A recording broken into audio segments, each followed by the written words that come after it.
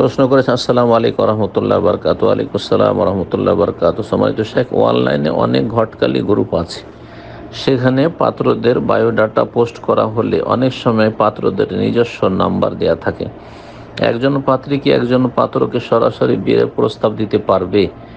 Phone call বা মেসেজে কিছু দিনদার পাত্রী আছেন, তাদের পরিবার তাদেরকে বেদিন পাত্রের সাথে বিয়ে দিতে চায়। তাদের নিজেদের জন্য পাত্র খোঁজা ছাড়া কোনো উপায় থাকে না, তাদের জন্য এই প্রশ্ন করা। অপরদিকে বেদিন পাত্রীরা পাত্রদের ফোন করে বিয়ের প্রস্তাব দিয়ে আজে বাজে কথা বলে, এতে অনেক সময় ফিতনা সৃষ্টি হয়। আবার এরা পরবর্তীতে অনেক সময় নিজেরা প্রেমের সম্পর্কে জড়িয়ে পড়ে। আপনার মতামত জানতে চাই, জাযাকুমুল্লাহ খাইরান। আমার তো আর নিজের ব্যক্তিগত মতামত নাই, শরীয়ত সম্মত কথা বলারই চেষ্টা করব। আল্লাহ রাব্বুল আলামিন জেনা ব্যভিচারের রাস্তাকে বন্ধ করতে বলেছেন, এই জন্য বলে ওয়ালা তাকরাবুজ জেনা, জেনা তোমরা কাছেও যেও না। আর যেখানে নর নারীর ফিতনার আশঙ্কা আছে সেখানে যাওয়া বা সেই রাস্তার দিকে এগিয়ে যাওয়া, এগুলি হচ্ছে জেনার কাছাকাছি চলে যাওয়া। শরীয়তের বিধান আছে সাদ্দু জারাই, মানে যেসব রাস্তা পথগুলি পাপের দিকে নিয়ে যায় সেসব রাস্তা পথকে বন্ধ করা, ছিদ্র পথগুলি বন্ধ করে দেওয়া, চোরা রাস্তা বন্ধ করে দেওয়া। এই কায়দা, ফিকহের কায়দা সমস্ত উলামায়ে কেরামগণ একমত যে আমাদেরকে মেনে চলতে হবে।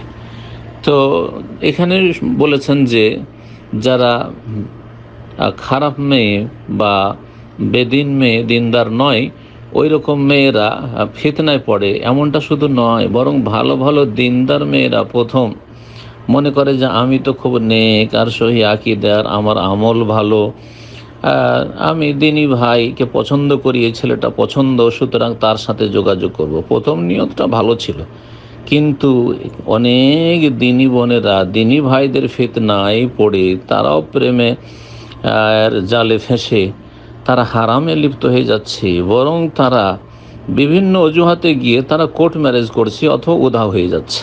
যখন প্রেমের জালে ফেঁসে যায় তখন আর কোনো কিছুই চোখে নজরে আসে না যে হালাল হচ্ছে না হারাম হচ্ছে, সমস্ত হারামকে হালাল করে নেওয়া হয়। সুতরাং বলবো যে এই রাস্তা ইসলামে খোলা নেই, যেখানে বড়ই ঝুঁকিপূর্ণ অবস্থা রয়েছে যে পাত্রদের সাথে সরাসরি যোগাযোগ করবেন মেসেজে অথবা ফোনে, আর বলবেন যে আমি তোমাকে বিয়ে করতে চাই বা তোমার সাথে আমি বিয়ে বসতে চাই, কখনো জায়েজ নয়।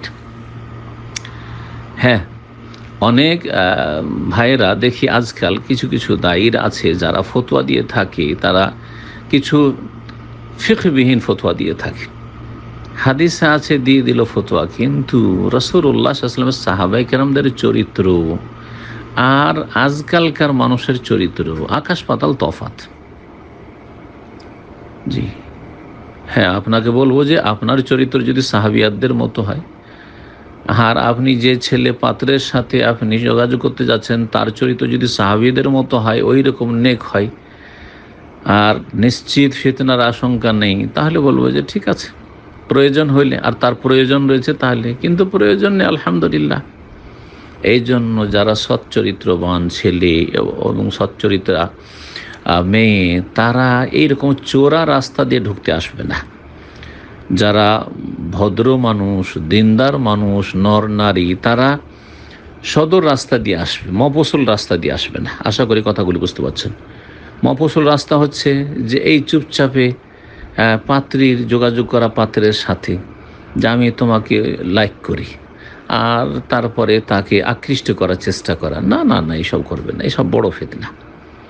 কত এইসব কাহিনী রয়েছে, আল্লাহ হেফাজত করুক। এই দিনী ভাই বোনের নামে ব্যাপক হারে ফিতনা ছড়িয়ে পড়েছে, সুতরাং কখনো দিনী ভাইকে বিশ্বাস করে ফিতনায় পড়বেন না, আর দিনী বোন বলে আপনি গোমরা হবেন না। আল্লাহ হেফাজত করুক।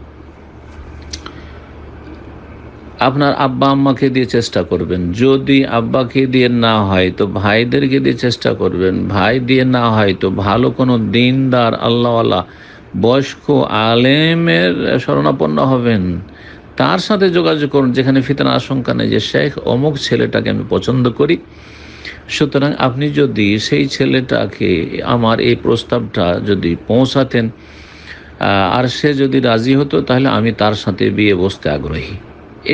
এইভাবে করলে এতে ফিতনার আশঙ্কা তেমন থাকবে না।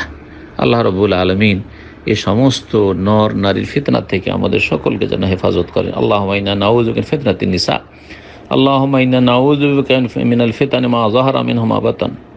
ওয়া জাযাকুমুল্লাহু খাইরান।